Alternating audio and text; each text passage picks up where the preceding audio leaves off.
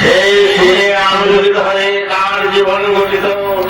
আমরা আজকে সেই শিরে প্রতিষ্ঠিত হয়ে তার ধর্মকে শ্রবণ করে নিজের জীবনকে ধন্য করব, সে আবার ব্যক্ত করে সকলে সমস্যরে সাধুবাদ প্রদান করুন।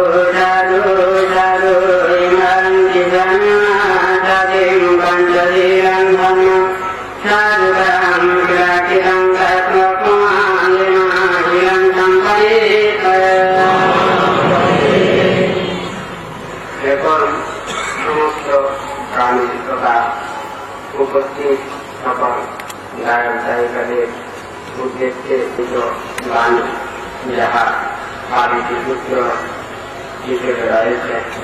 এখন সমস্ত প্রাণী মঙ্গলের জন্য মঙ্গল সূত্র পাঠ করা হচ্ছে।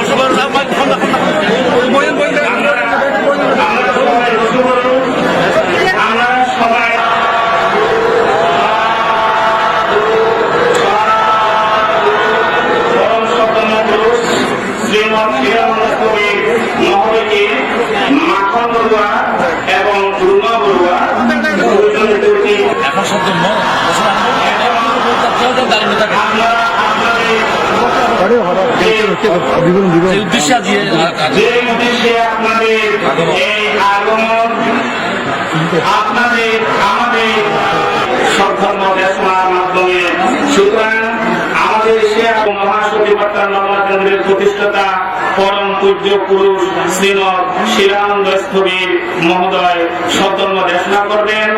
এরপর আপনাদের এই যে আপনারা থাকবেন, ওনার সদ্ধর্ম দেশনা শেষ হওয়ার পর আমাদের মাননীয় উপসংগ্রাস মহোদয় ওনার উদ্দেশ্যে আপনাদের সবার মঙ্গলের জন্য জীবজগতের কল্যাণের উদ্দেশ্যে আশীর্বাদ ভাষণ প্রদান করবেন।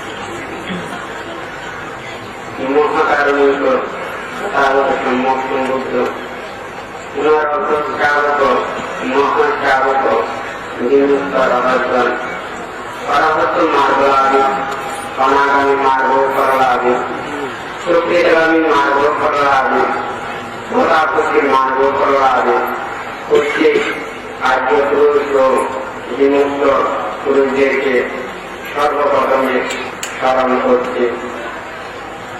সমস্ত চক্রবালের লোকপাল দেবতা, আকাশস্থিত দেবতা, ভূমিস্থিত দেবতা, সর্বলোকের দেবতা, ব্রহ্মলোকের দেবতা, সকল প্রকার মঙ্গল ও কল্যাণকামী দেবতাদেরকে এই মহান পবিত্র সদ্ধর্ম দেশনা অনুষ্ঠানে আমন্ত্রণ জানাচ্ছি এবং সকল প্রকার বাধা বিপত্তি অন্তরায় মায়ের উপদ্রব প্রতিহত করার জন্য আহ্বান জানাচ্ছি। আজকে এই অনুষ্ঠানে উপস্থিত যিনি এখানে মঞ্চের পাশে উপস্থিত আছেন মাননীয় উপসংগ্রাস পরম পূজ্য শাসন সুবল পূজ্যকান্তের, যিনি যার শিক্ষায় দীর্ঘদিন ধরে পদমপুরে থাকাকালীন যার সান্নিধ্য পেয়েছি, সেই পূজনীয় ধান থেকে সর্বপ্রথমে বন্দনা জানাচ্ছি এবং এই মঞ্চে এই অনুষ্ঠান সভায় যারা উপস্থিত আছেন আমার বয়োজ্যেষ্ঠ ভান্তিদেরকে বন্দনা জানাচ্ছি। যারা বয়োকনিষ্ঠ রয়েছে তারা সহ আজকে যে উদযাপনী পরিষদ ও সকল শ্রদ্ধাবান জায়গাদেরকে সর্বপ্রথমে আশীর্বাদ প্রদান করছি। আপনারা প্রত্যেকে এই ধর্মসভায় তথাগত ভগবান বুঝে এই অমৃত বাণী শুনে নিজেদেরকে কৃতার্থ করবেন। তো এই দেশনার কারণে একটা কথা বলতে চাচ্ছে, সেটা হচ্ছে যে এই দিনাজুড়ি গ্রামবাসীর পক্ষ থেকে ওনারা দীর্ঘদিন ধরে দিনাজুড়ি গ্রামে থেকে পান করার জন্য গ্রামে আনার জন্য প্রায় 1 বছর আগে থেকে গান থেকে প্রার্থনা করে এসেছিল। কিন্তু গানতে সেটা তখন গ্রামবাসী দেখাতে প্রত্যেকে সময় সুযোগ এবং প্রত্যেকের মন মানসিকতা মানে স্থির করার সময় দেওয়ার জন্য গানতে দীর্ঘদিন সময় দিয়েছে। তো এই যাই হোক গানতে আর অনেকদিন পরে এখানে দিনাজপুর গ্রামে উপস্থিত হয়েছে। তো প্রত্যেকে এখানে বুঝিয়ে অমৃত বাণী শ্রবণ করবেন।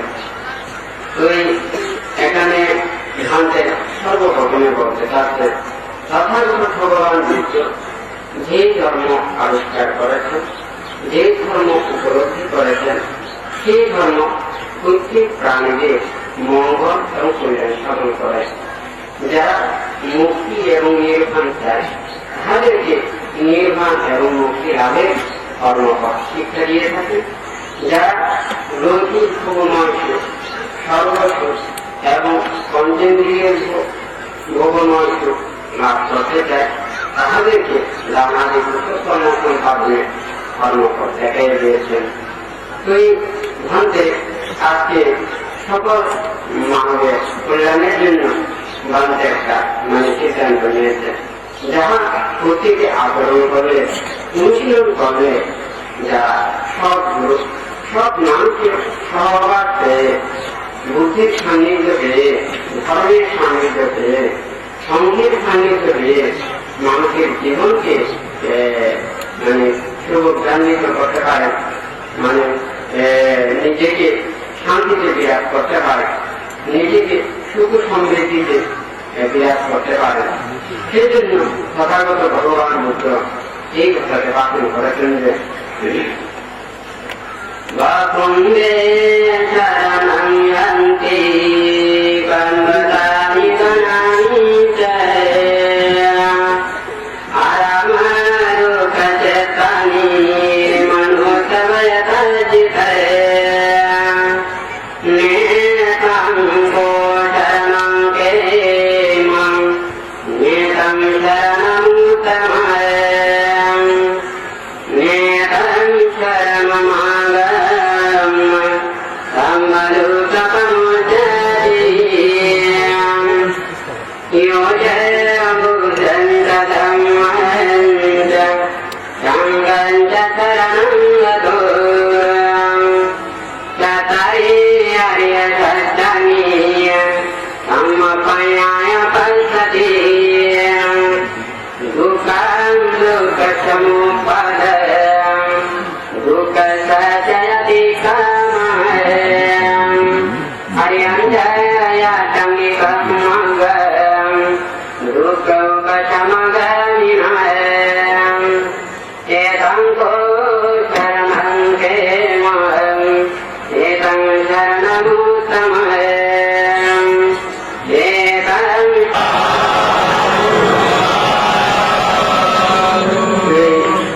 বুদ্ধ এখানে বলেছেন প্রত্যেক মানুষের সুখ চায়, শান্তি চায়, প্রত্যেকে সুখে শান্তিতে বাস করতে চায়, প্রত্যেকে নিজেদের মঙ্গল চায়, কল্যাণ চায়। তাই মানুষ নিজেকে সুখ লাভের ইচ্ছায়, শান্তি লাভের ইচ্ছায় নানান কিছু স্মরণে আশ্রয় গ্রহণ করে থাকে। বাহুন্দে শরণং যন্তি কব্বতানি বনানি আরামারুক্যচেতানি মনুষ্যবায়সাধিকা। মানুষ ভয় থেকে পরিত্রাণ পাওয়ার জন্য, মানুষের মুক্তি লাভের জন্য, মানুষের শান্তি পাওয়ার জন্য অনেক কিছু আশ্রয় গ্রহণ করে থাকেন। তো মানুষেরা যেন ঘর বাড়ি তৈরি করেন, মানুষেরা যাহাতে ওখানে আরামে থাকতে পারে, কোন শরীরে প্রাণী ধ্বংস যাহাতে আক্রমণ করতে না পারে, হিংস্র প্রাণী যাহাতে আক্রমণ করতে না পারে, কোন বিষাক্ত প্রাণী যাহাতে ধ্বংস করতে না পারে, সেজন্য সেই উষ্ণ প্রতিঘাতের জন্য ওনারা ঘর বাড়ি তৈরি করে ওখানে আশ্রয় গ্রহণ করে থাকেন। মানুষেরা প্রত্যেক মানুষেরা শান্তি লাভের জন্য এক একটা উপায় অবলম্বন করিয়া থাকেন, আশ্রয় লাভ করতে পারে না। যে আশ্রয়ের ধারা সর্ব দুঃখ থেকে পরিত্রাণ লাভ করতে পারে না, চির সুখ লাভ করতে পারে না, সেই স্মরণ মানে সত্যিকারে স্মরণ করতে পারে না। নেথাং গো শরণান্তিমা নেথাং শরণমুত্তম নেথাং শরণমাগম্য সর্ব দুঃখ প্রমুচ্যতে। এই মানুষেরা প্রত্যেকে কি এখন ভয় পায়? তখন বুদ্ধের সমকালীন বাঘ ভাল্লুক বনের হিংস্র প্রাণী থেকে রক্ষা পাওয়ার জন্য মানুষেরা প্রতিক্ষণ ভয়ে ভয়ে থাকতে হতো। এই জন্য চতুর্দিকে বন ঝোড় জঙ্গল হিংস্র প্রাণীর উপদ্রব, কিন্তু বর্তমানে সেটা তার চেয়েও হিংস্র মানুষ রূপে হিংস্র প্রাণীদের মতো।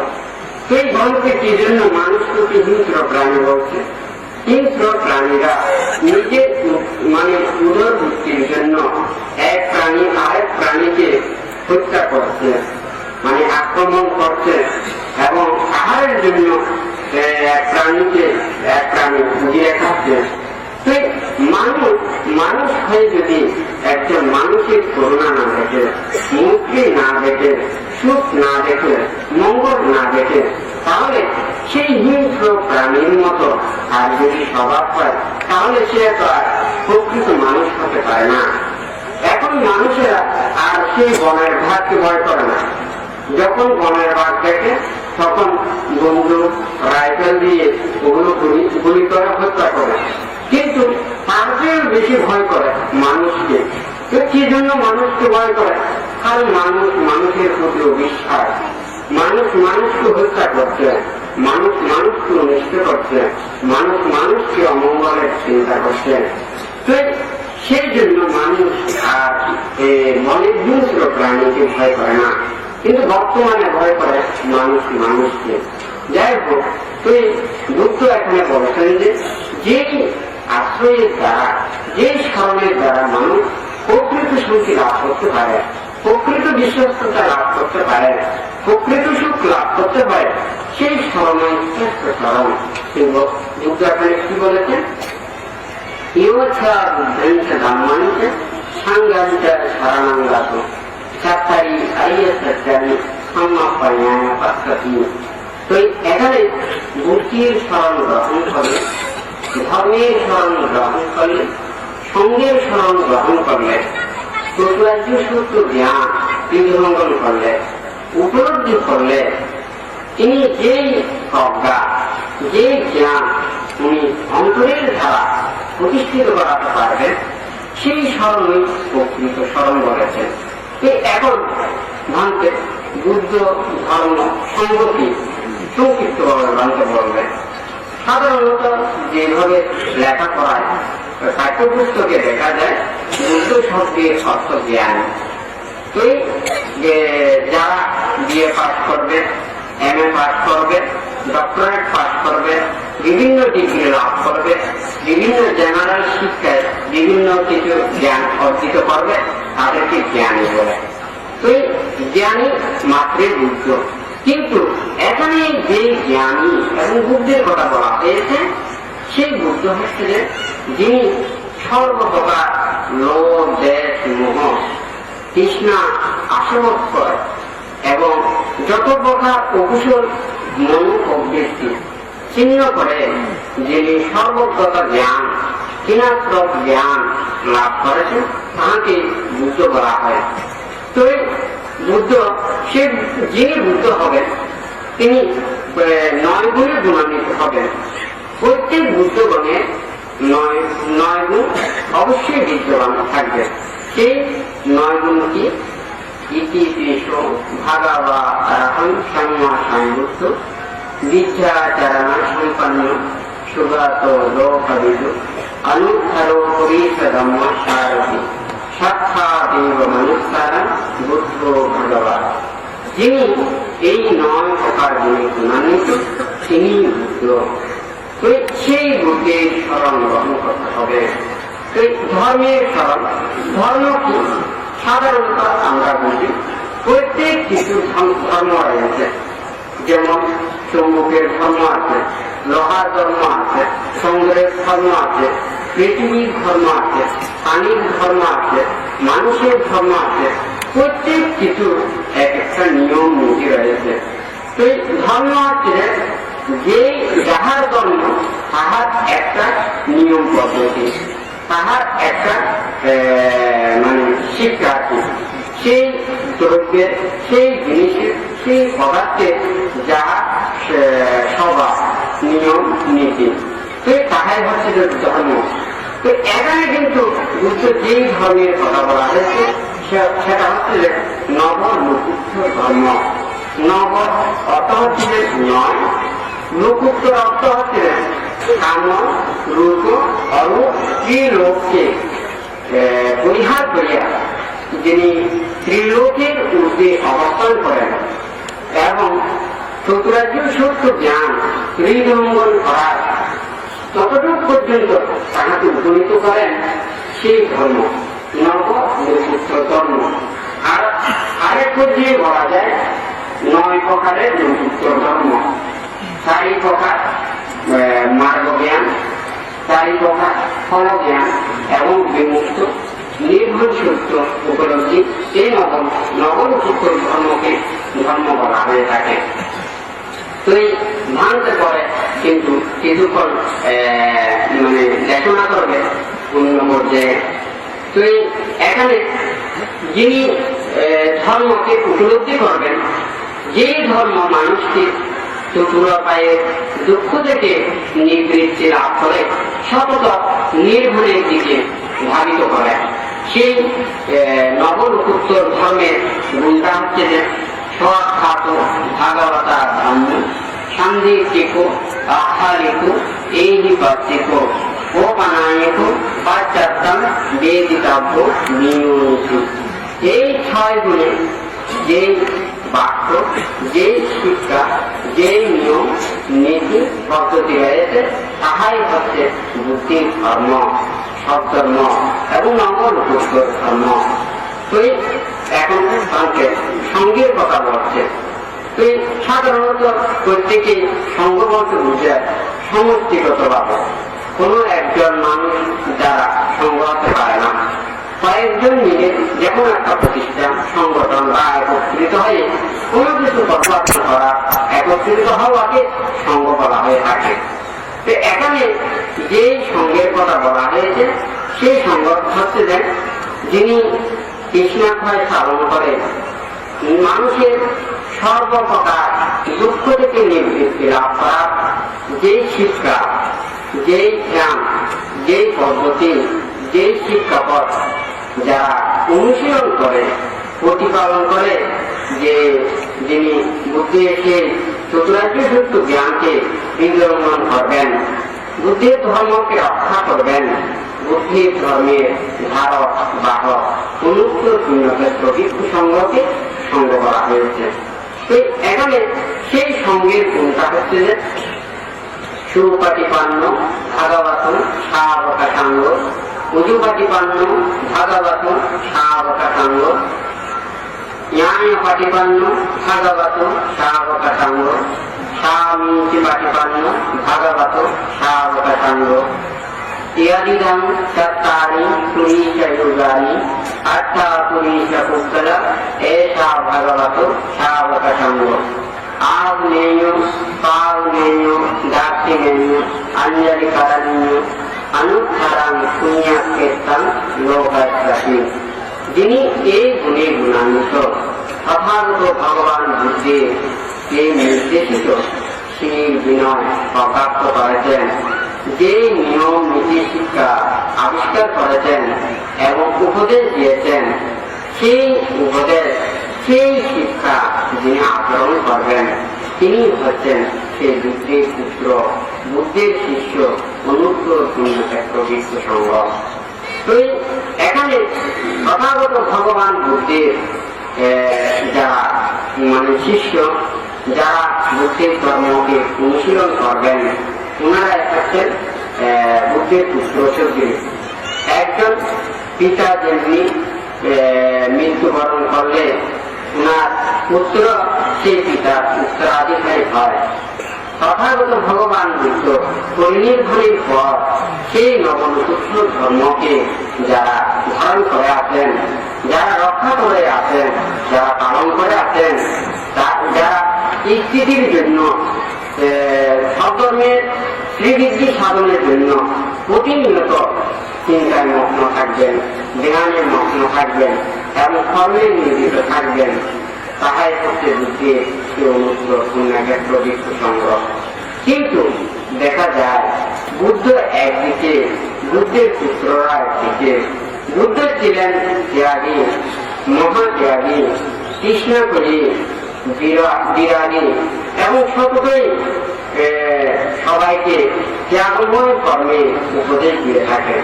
কিন্তু বুদ্ধের সেই ধারক যারা বুদ্ধির পুত্র, কিন্তু ওনারা যোগী, তৃষ্ণাসক্ত, লোভ, দেশ, মোহযুক্ত, কিঞ্চিত মাত্র যারা শির বিনয় রক্ষা করতে চায়, পালন করতে চায়, অনুশীলন করতে চায়, তাহাও অনেক কিঞ্চিত।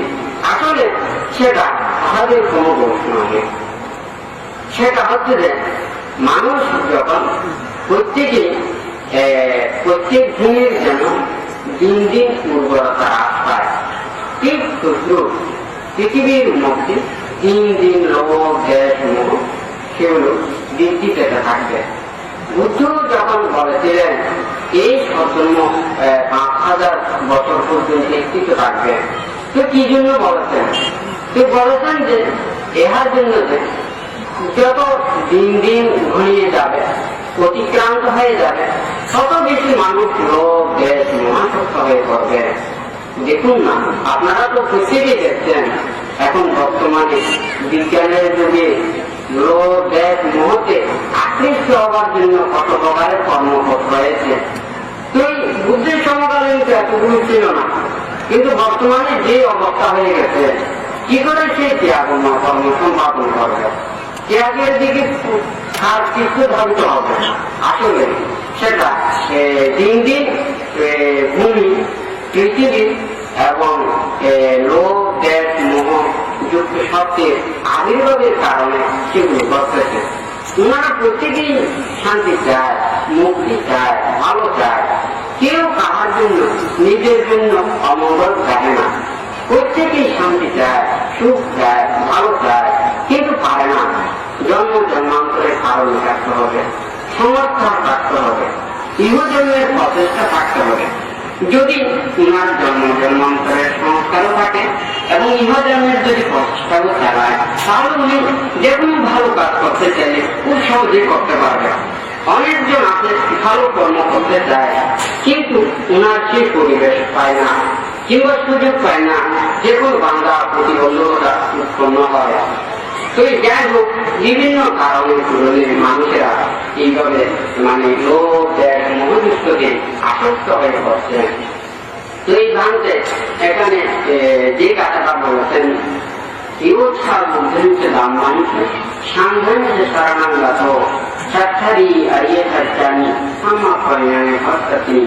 যিনি বুদ্ধির স্মরণ গ্রহণ করেন, ধর্মের স্মরণ গ্রহণ করেন, সঙ্গের স্মরণ গ্রহণ করেন, চতুরা বিশুদ্ধ গ্রহণ করেন, উপলব্ধি করেন, তিনি স্মরণ লাভ করতে পারেন।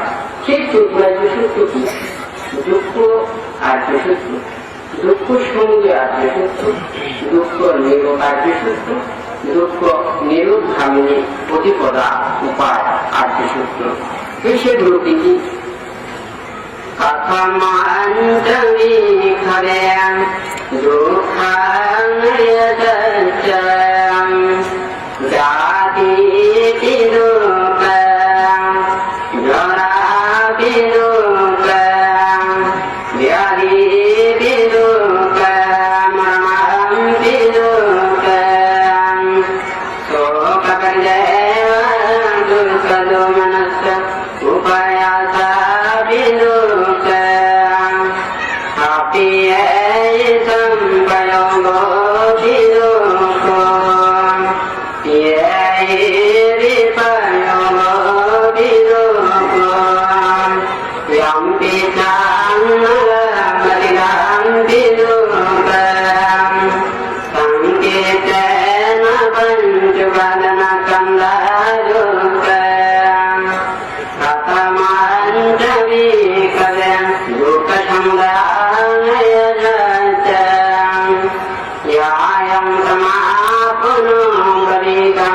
নাম্নিরাগতাগতয়া তত্র তত্রাভিনন্দিনী শ্রেয়তীদং কামতন্নাভবতন্ন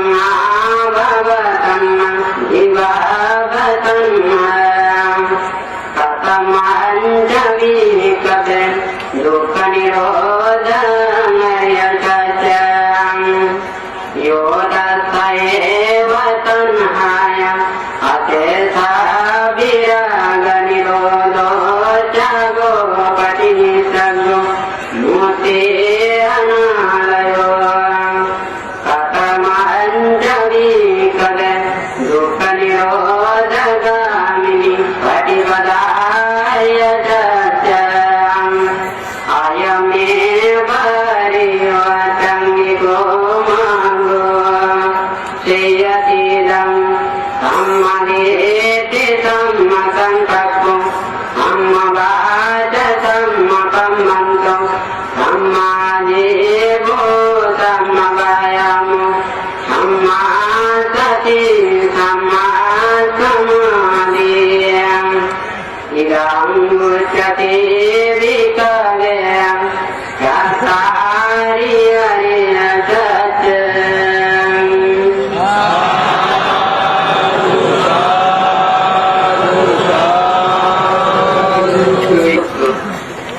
উপদেশ দিয়েছেন মহাসাধী প্রকরণ সূত্রে যে যখন উপদেশ দিয়েছেন তখন ভিক্ষু সংঘকে উপলক্ষ করে বললেও সমস্ত মুক্তি কামী নির্মাণ প্রত্যাশী সমস্ত ভিক্ষু সম্বন্ধায়ক গায়িকা উপাসক উপাসিকা এবং দেবতা সমস্ত সপ্তগণের উদ্দেশ্যে বুদ্ধ ভাষণ করেছিলেন। হে ভিক্ষুগণ, দুঃখার্য দুঃখ কি? জন্ম দুঃখ, জরা দুঃখ, ব্যাধি দুঃখ, মরণ দুঃখ, পরিদেবন, কায়িক দুঃখ, মানসিক অস্থিরতা এবং নিরাশা। মানুষেরা যে অপ্রিয়, যাহা মানুষেরা চায় না তাহাকে পাওয়াটাই দুঃখ মনে করেন এবং যাহা প্রিয় তাহাকে না পাওয়াটাই দুঃখ মনে করেন এবং যাহা কিছু মানে প্রত্যাশা করে থাকেন, আকাঙ্ক্ষা করে থাকেন, তাহা যদি না পায় তাহাকে দুঃখ অনুভব করে থাকেন এবং যতক্ষণ না পর্যন্ত রূপকায় মানে রূপ উৎপত্তি হবে। তো এই বুদ্ধ এখানে যদিও 12 প্রকার রূপের কথা বললেও মানুষেরা এই দেহ প্রাপ্ত হয়ে এই দেহ লাভ করে কায়িক ও মানসিক দ্বারা যত প্রকারের দুঃখ ভোগ করে থাকে সমস্ত দুঃখের কথা এখানে বলা হয়েছে। তুই এখানে যেমন জন্ম দুঃখ, তুই জন্ম হলেই তো ওখানে নানা প্রকারের দুঃখ মানে পেতে হয়। জন্ম হলে এই কায়িক মানসিক দুঃখ পেতেই হবে। এই প্রকারে যদি সেই 12 প্রকারগুলো বিস্তারিত বর্ণনা করা হয় তাহলে মানুষেরা যত প্রকারের দুঃখ পেয়ে থাকে সমস্ত দুঃখের কথা বলা হয়েছে। তুই যারা আর্যসত্য জ্ঞানে উপনীত হন ওনারা সেই দুঃখ সত্যকে যথার্থভাবে উপলব্ধি করেন, প্রতিক্ষণ সেটা ভাবেন। এই দেহ ধারণ করলেই যে দুঃখ পেতে হবে, জন্ম হলেই দুঃখ পেতে হবে, রোগ হলেই দুঃখ পেতে হবে, মৃত্যু হলেই দুঃখ পেতে হবে, এইভাবে জানতে হবে। তো বুদ্ধ বলেছেন দুঃখ সমুদ্র আর্যসত্য কি? এই দুঃখের কারণ যেখান থেকে দুঃখ সৃষ্টি হয়, প্রত্যেকটা মানুষের সুখ চায়, যেখান থেকে সুখ চায় সেখান থেকে দুঃখ উৎপন্ন হয়। যে দুঃখ উৎপত্তি কারণ কথা বলা হয়েছে দুঃখ সমুদয়, দুঃখের কারণ যে যে কারণে দুঃখ উৎপত্তি ঘটে, দুঃখের আবির্ভাব ঘটে, দুঃখ পেয়ে থাকে সে কারণটি কি? কাম তৃষ্ণা, ভব তৃষ্ণা, জীবন তৃষ্ণা। তো কাম তৃষ্ণা কি? প্রত্যেকেই আমরা জানি চক্ষু, কর্ণ, নাসিকা, জিহ্বা, কায়, মন, এই সব ইন্দ্রিয়কে প্রত্যেকেই সুখ ভাবে থাকে, প্রত্যেকেই সেটা দিয়ে সুখ লাভ করতে চায়, শান্তি লাভ করতে চায়। কিন্তু সেই সুখের পেছনে দুঃখ রয়েছে, প্রত্যেকে ব্যক্তি শান্তি চায়, প্রত্যেকে সময় শান্তি চায়, সেখান থেকে দুঃখের উৎপত্তি। কামতৃষ্ণ বলতে এখানে শুধু মানে কামসুর ভোগ করা তার মধ্যে, এখানে মানে চোখের দ্বারা দর্শন করা, কর্ণের দ্বারা শ্রবণ করা, এই প্রকারে যত প্রকার রোগ গ্যাস মোহযুক্ত ইন্দ্রিয় দ্বারা যাহা সুখ অনুভব করতে চায়, তাহা থেকে সেই কামতৃষ্ণা উৎপন্ন হয়ে থাকে। তো সেই কামতৃষ্ণা দ্বারা প্রত্যেক সত্যগণ জন্ম জন্মান্তরে পরিশ্রম করে থাকে এবং কেউ কেউ নরক উৎপন্ন হয়, কেউ কেউ তির্যক লোক উৎপন্ন হয়, কেউ কেউ অপায়ী উৎপন্ন হয়, কেউ কেউ দুর্গতি ভূমিতে উৎপন্ন হয়, কেউ মানব লোক উৎপন্ন হয়ে নানাবিধ যন্ত্রণা ভোগ করে থাকে। সেই কাম তৃষ্ণা মুক্ত বাসন করেছে যে নাতি রাগ সমী, নাতি দোষ সামকালী, নাতি মোহ সামান জ্বালা, নাতি কানহা সামন নদী। রাগের ন্যায়, আসক্তির ন্যায়, অগ্নি ন্যায়। যখন রাগ উৎপন্ন হয় তখন কিন্তু আর কোন অগ্নি দ্বারা যেভাবে পৃথিবী দগ্ধ করতে পারে না, মানুষের অন্তরকে, কুশল চিত্তকে সেইভাবে দগ্ধ করতে পারে। সেজন্য বুদ্ধ বলেছে যে আসক্তি নিয়ে পরে কর্মসম্পাদন করছে। মানুষের যদি সেই সব চিন্তা থাকে, কল্যাণ চিন্তা থাকে, অপরের যদি শান্তি ভাব চিন্তা থাকে, তাহলে সে অন্যের কোন কথা চিন্তা করবে না, অন্যকে কর্ম সম্পাদন করবে না, অকুশল কর্ম সম্পাদন করবে না। সেই জন্য বুদ্ধ এখানে বলেছে যে নাতি সামকারী, নাতি মোহ সামন জ্বালান। মোহ মানুষকে অবিদ্যায় আচ্ছন্ন করে রাখে। যেমন এখানে চতুর্দিকে যদি এমন ঘন কুয়াশা যদি হয়, তখন সে একজন মানুষ আরেকজনকে দেখতে পাবে না, চতুর্দিকে শুধু কুয়াশা দেখতে পাবে। তার সম্ভবত কয়েক হাত পর্যন্ত সে দেখবে, এরপর কোন কিছু দেখতে পাবে না। মোহ যেন মানুষকে এমন ভাবে আকৃষ্ট করে রাখে, প্রকৃতিকে যদি রত্ন করতে দেয় না, প্রকৃতি সে মুক্তি আবেশকে অর্জন করা, সে জ্ঞান উপলব্ধি করতে দেয় না, মানুষকে সে মুক্তি করে ধারণ করতে দেয় না, প্রতিক্রম তাকে নিত্য নিশ্চিত আবদ্ধ করে রাখে। প্রকৃতি লোকে উত্থাপন করতে যত প্রকার কর্মপথ রয়েছে তাহাকে আবৃত করে রাখে। সেই জন্য কিছু বলেছে যে নাকি মুখ সামন জ্বালান, নাকি কানহা সামন নদী। অর্থাৎ কৃষ্ণা নিয়ে নদী নেই। এখানে নদী বলতে কিভাবে বোঝানো হয়েছে, যেমন সাগরে মানে অপরিষ্কার পানিকে কোন কিছু দিয়ে পরিমাপ করা যাবে না, কোন কিছু দিয়ে সেগুলোকে মাপা যাবে না। কিন্তু এই কৃষ্ণা সমুদ্রের পানি কোন সময় মাপা যাবে না, ভোগের ধারা কোন কৃষ্ণার ধারণ করতে পারে না, একটার পর একটা উৎপন্ন হবে। এই ইন্দ্রিয় যখন বিপদ হয়ে যায় তবুও কিন্তু তৃষ্ণা তার পূরণ হয় না। আসক্তিতে তার মন অতিক্রমে জড়িত হয়ে থাকে, যার কারণে সে পুনর্জন্ম লাভ করে আবার সেই ইন্দ্রিয় সুখের প্রত্যাশায় পুনর্জন্ম গ্রহণ করে থাকে।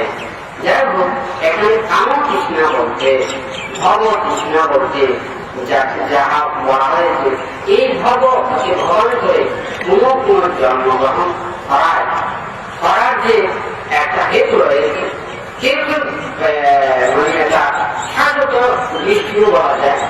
যারা জন্মান্তরকে বিশ্বাস করেন এবং এই দেহের মধ্যে এমন একটা আত্মা রয়েছে, অস্তিত্ব রয়েছে, সেই আত্মা অবিনাশী, এক জন্মতে পূর্ণ জন্মান্তর গ্রহণ করে সেটা সুখ ভোগ করে থাকে, সেটা অবিনাশী, সেটা কোন সময় সেটা ধ্বংসপ্রাপ্ত হয় না।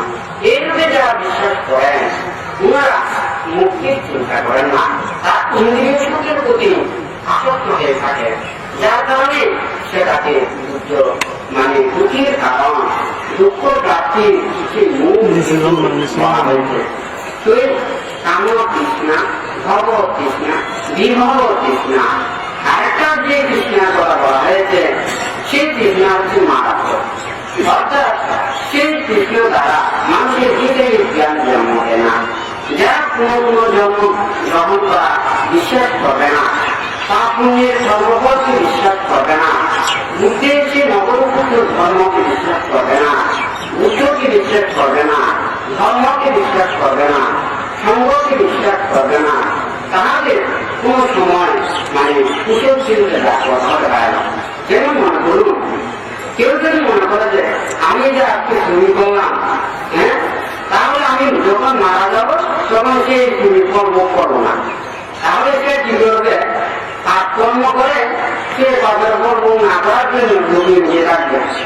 যখন মৃত্যু যখন আসবে তখন সে মনে করবে এতগুলো যখন পাপ কাজ করেছি সে পাপের পেটে এখন রেহাই দেওয়া, তখন উনি নিজেকে শান্তি লাভ করতে পারে, করতে পারে।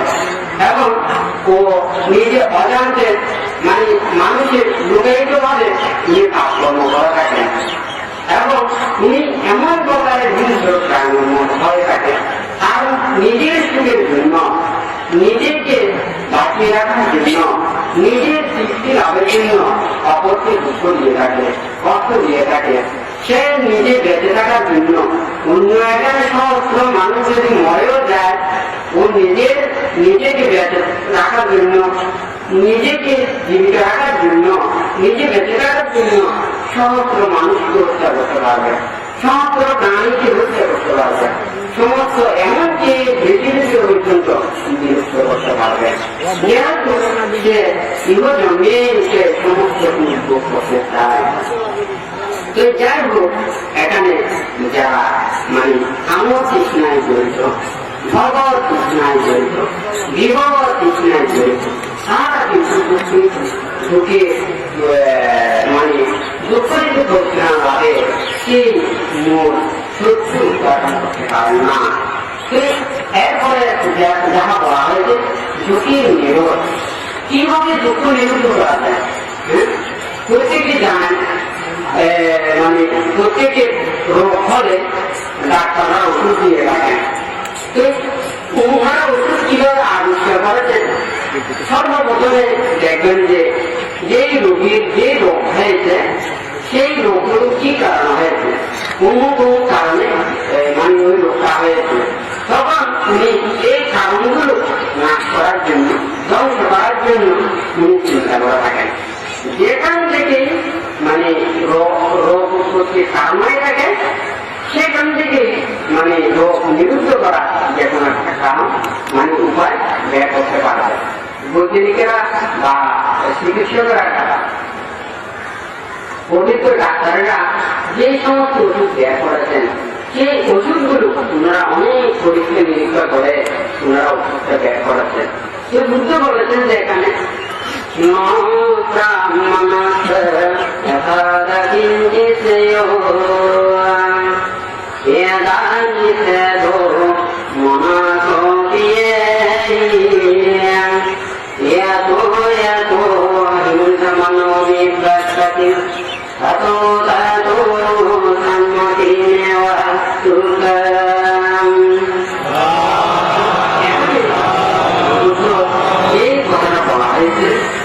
যখন মানুষেরা যেগুলো সুখ লাভ করে থাকে, আনন্দ লাভ করে থাকে, তাহলে সে তার কারণটা দেখতে হবে।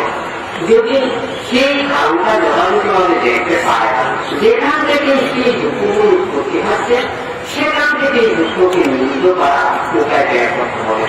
যেমন মনে করুন, একজন লোক মুহূর্ত হয়ে একটা যাহা কিছু দর্শন করছেন, তখন যদি উনি প্রজ্ঞার দ্বারা যথাযথভাবে নিজের চিত্তকে জানতে পারবেন, উনি তখন দেখার সময় যদি জানতে পারে যে আমার এই দেখার কারণে রাগভাব উৎপন্ন হচ্ছে, দেশভাব উৎপন্ন হচ্ছে, মোহভাব উৎপন্ন হচ্ছে, তাহলে সাথে সাথে তাহাকে সেই দৃষ্টি পরিহার করতে হবে। করতে চান তাহলে উনি কি করবেন? ন ব্রাহ্মণ এত লোক এরা নিষেধ মনস্য হিংস মনো নিপত্তি তাহু তাহু সম্মতি যেখান থেকে জাগত হয় যেখান থেকে তৃষ্ণা আসক্তি ব্যাপার হয় সেইগুলোই যদি পরিহার করে থাকেন, সেখান থেকে তাদের যুক্ত থেকে নেতৃত্ব লাভ করা সেই চিত্ত উনি উপলব্ধি করতে পারবেন। তো সেই জন্য ওখানে বলেছে যে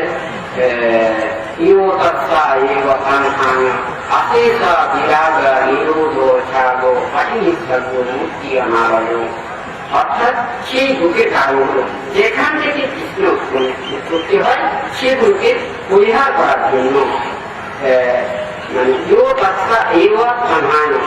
এই তৃষ্ণা লোক এটা কোনো শেষ নেই, এহার কোনো পরিসীমা নেই, এহার কোনো ভোগের দ্বারা এটাকে শেষ করা কখনো সম্ভব নয়। যার কারণে এটাকে কি করতে হবে, বিরাগা নিরোধ ত্যাগ, বিরাগ মানে তাহার প্রতি আসক্তি পরিত্যাগ করতে হবে, বিরাগ নিরোধ তাহাকে নিরুদ্ধ করার সেই কর্মটা শিখে নিতে হবে, বিরাগ নিরোধ ত্যাগ ত্যাগ করতে হবে, মুক্তি আনার সেখান থেকে পরিহার করার জন্য নিজেকে প্রশিক্ষণ প্রচেষ্টা চালাতে হবে, মুক্তি লাভের জন্য সেটাকে বর্জন করার জন্য সেটাকে পরিহার করার জন্য প্রশিক্ষণ প্রচেষ্টা চালাতে হবে। মুক্তি আনার যেখান থেকে সেইগুলো উৎপন্ন হয়, যে কারণ উৎপন্ন হয় সেই এক স্থান থেকে সেই ধর্ম থেকে সেই কর্ম থেকে নিজেকে সম্পূর্ণ করে রাখতে হবে।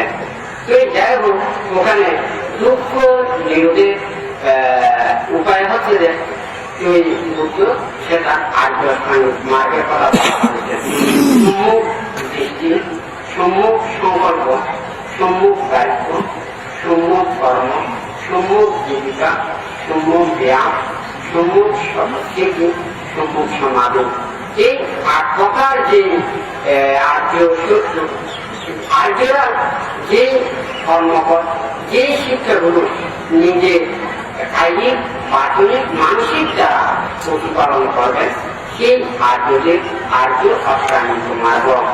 আর্যরা যে শিক্ষা যে পদ্ধতি যে যাহা আচরণ করবেন সেটা হচ্ছে আর্যদের মানে আর্য অষ্টাঙ্গিক মার্গ।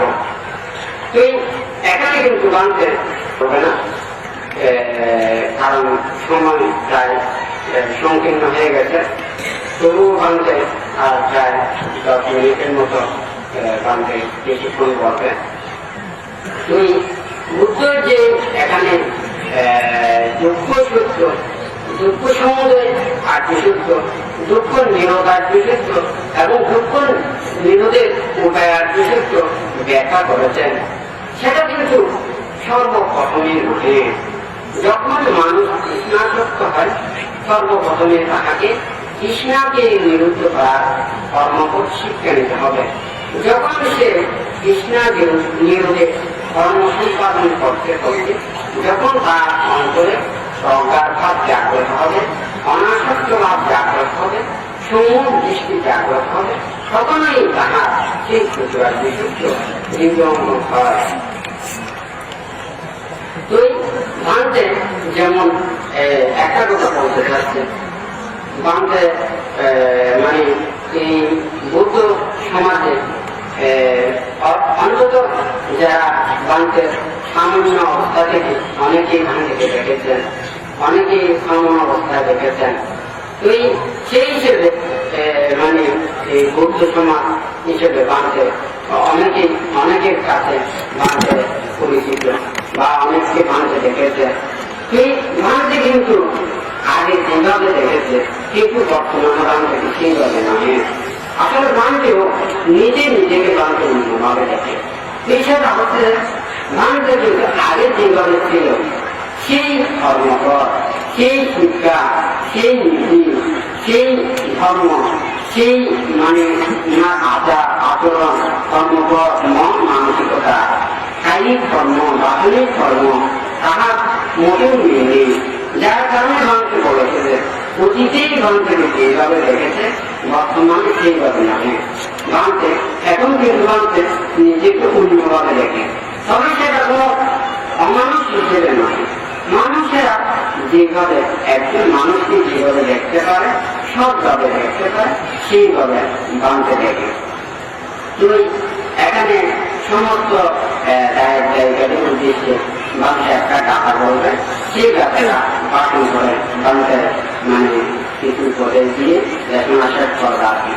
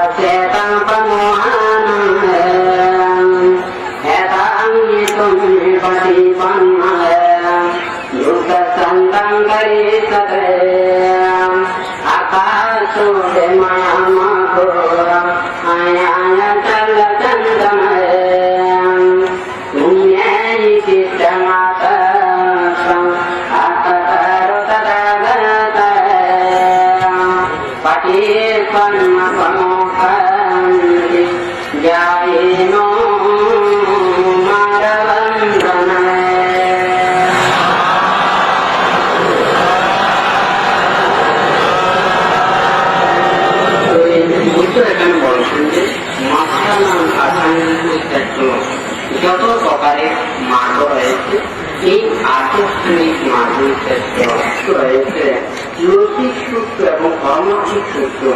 স্বাভাবিক দৃষ্টিতে মানুষরা যেভাবে দেখে থাকেন এবং কর্মঠিক দৃষ্টিতে যেভাবে দেখে থাকেন, সেই এখানে যত প্রকার সূত্র রয়েছে, এই চতুরাজ্য সূত্রই শ্রেষ্ঠ সূত্র।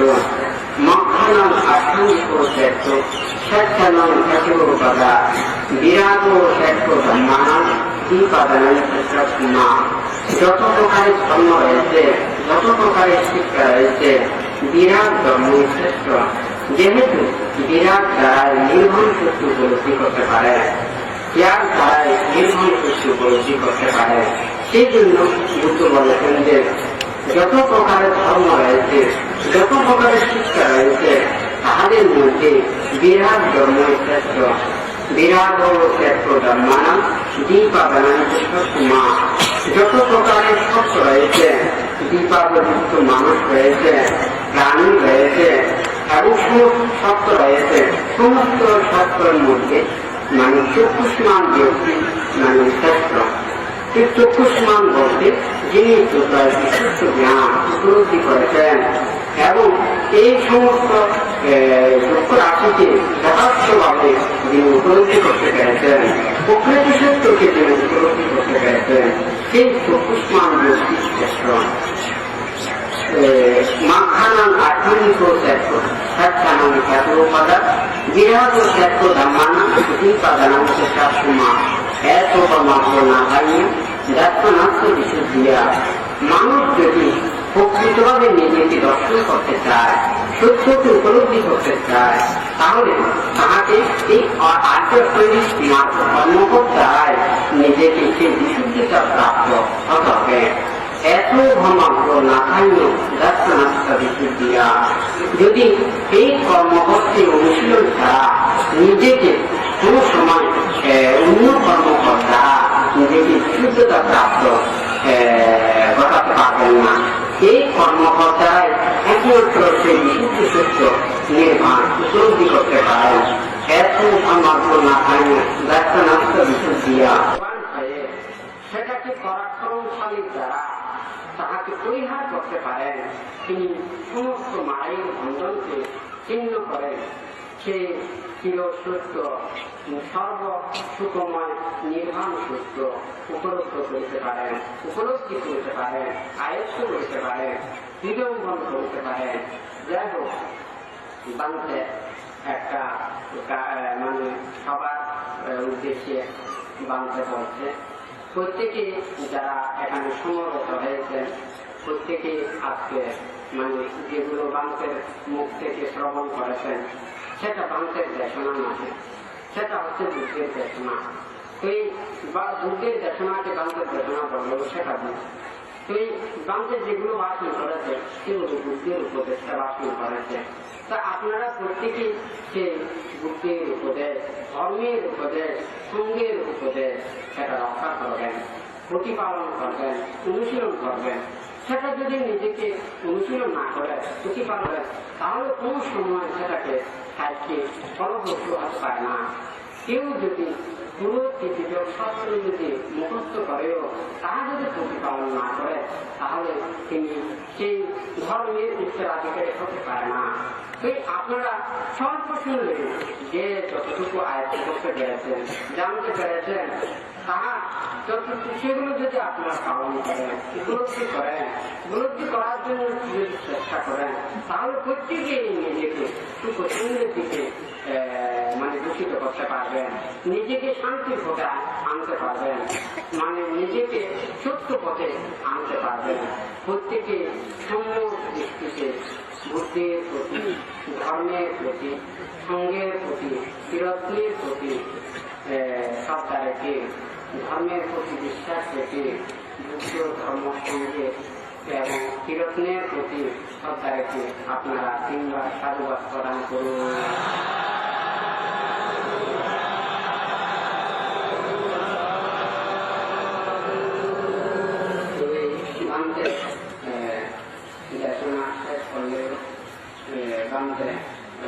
এখানে যিনি বান্ধে উপস্থিত আছেন, বান থেকে সতর্ক চিত্তে বান্ধে বন্দনা জানাতে এই আপনারা যারা এখানে উপস্থিত আছেন, বান থেকে দেখবেন আমাদের বান্ধে উনি বয়োজ্যেষ্ঠ অনেক প্রাপ্ত হলে আপনারা জ্ঞানের মধ্যে যিনি বর্তমান যারা আছেন সবার মধ্যে বানতে শিখে হোক, বিনয় হোক, শিক্ষা দীক্ষায় হোক, চতুর্দিকে বানতে হবে।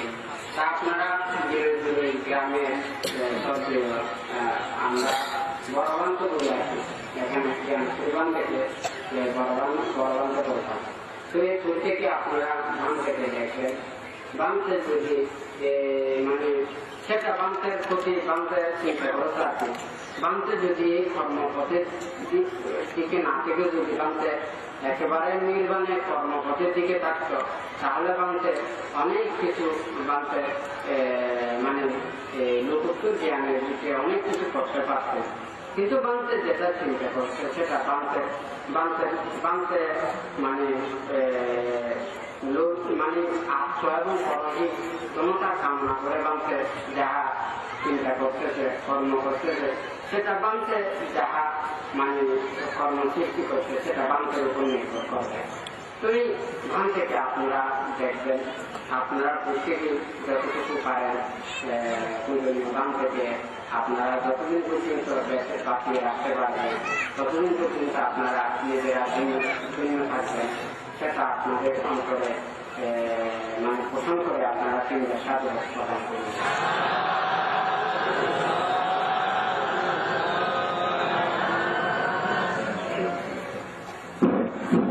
শুধু এখন আমাদের আরেকজন পুণ্যপুরুষ মহামান্য প্রসঙ্গরা, তিনি এই আপনার তার জন্য আবার সাধুবাদ দেন। এখন বাংলাদেশের মহামান্য প্রসঙ্গরা আজের আশীর্বাদ পাঠান।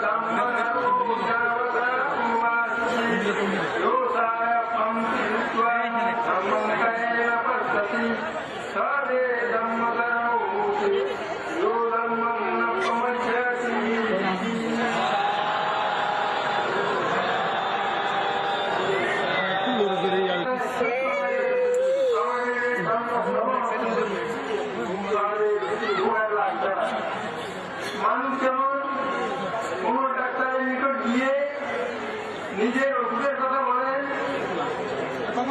ডাক্তারবাবু আমার অসুখ হয়েছে, এখন আমাকে ওষুধ দেন, বাকি ওখানে বাকি কিছু টাকা দিবে যদি ডাক্তারে উঠছে তাহলে সে করে আমি ভালো হবে না।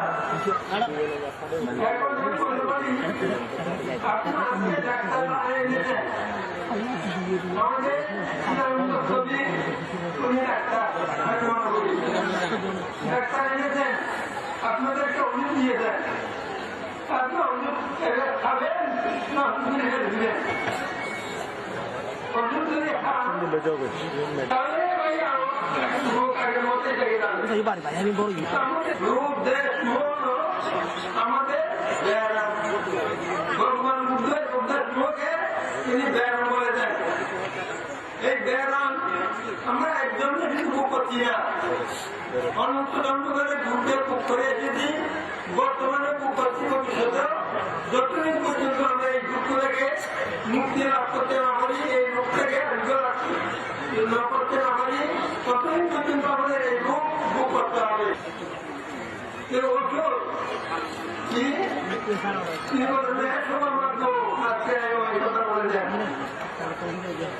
আমি অভিযুক্ত কি আর্য অষ্টাঙ্গিক মার্গ অর্থাৎ আর্য অষ্টাঙ্গিক মার্গ সম্মুখ দৃষ্টি, সম্মুখ সম্পর্ক, সম্মুখ বাক্য, সম্মুখ কর্ম, সম্মুখ আনন্দ, সম্মুখ ব্যায়াম, সম্মুখ দৃষ্টি, সম্মুখ সমাধি। এই আটটা কথা, এই আটটা অনেকে আটটাকে আটটা বলে মনে করেন, কিন্তু তাই নয়। এই আটটার বস্তুর সমন্বয়ে একটা রাস্তা দেওয়া রয়েছে। যেমন আমাদের এই যে শহর থেকে রাঙামাটি পর্যন্ত যে রাস্তাটা হয়েছে সেখানে অনেক দিক সমুদ্র রয়েছে এবং সেখানে মাটি, বালু, পাথর এভাবে বলছেন যে আনন্দ করে বর্ণনা করে কি বুদ্ধ আমাদেরকে অর্জন করে কর্ম করার জন্য আমরা তিনটে মেশিন করতে পারছেন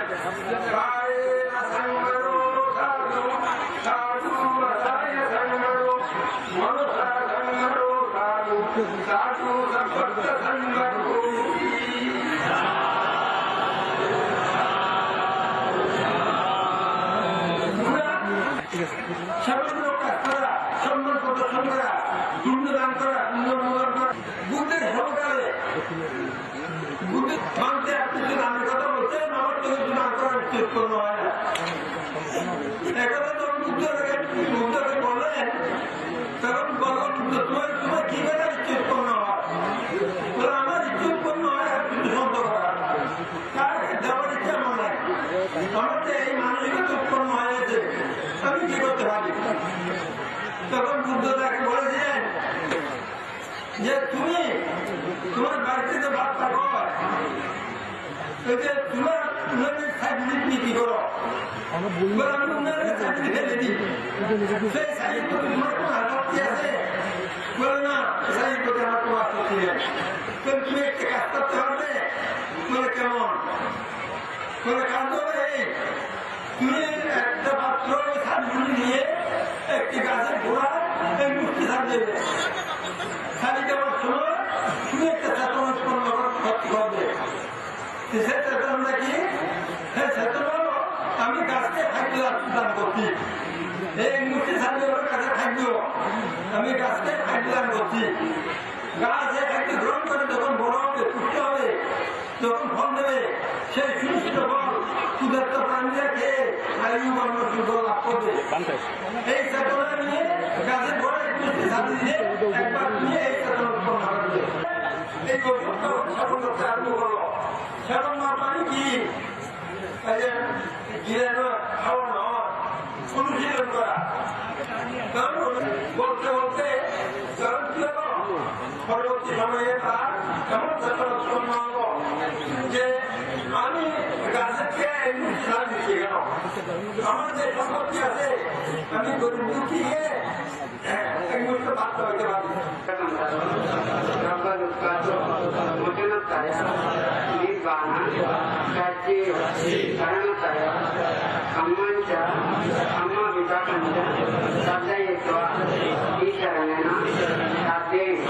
पंचांग शिलामि नामदयित्वा नियमानि अर्थपरिष्कारा दानानि दत्त्वा नानाविध दानवस्तूनि आयसमन्तो सांगो दक्षिणोदकं चिन्तयित्वा दान निन्ना तां यथाशुकं परिगुञ्जन्तु इदं मे ज्ञातिनं भवति ज्ञातायो इदं मे ज्ञातिनं भवति ज्ञातायो इदं मे ज्ञातिनं भवति ज्ञातायो पुण्यो मे सुतकं वर्ष यथा निन्ना भवत्सति एवमेव इतो निन्ना शेषान् उपकर्षति यथा वायु महापुरा परिपुरन्ति यातरा एवमेव इतो निन्ना शेषान्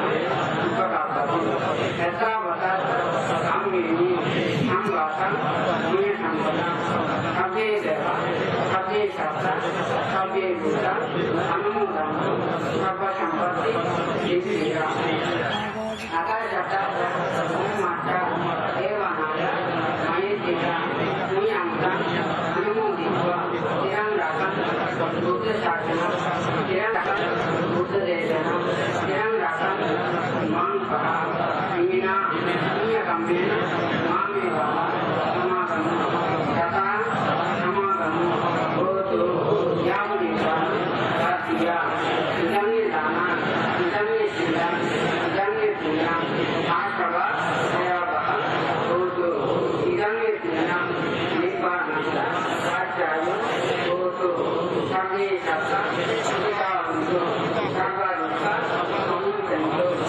आगतु दीक्षा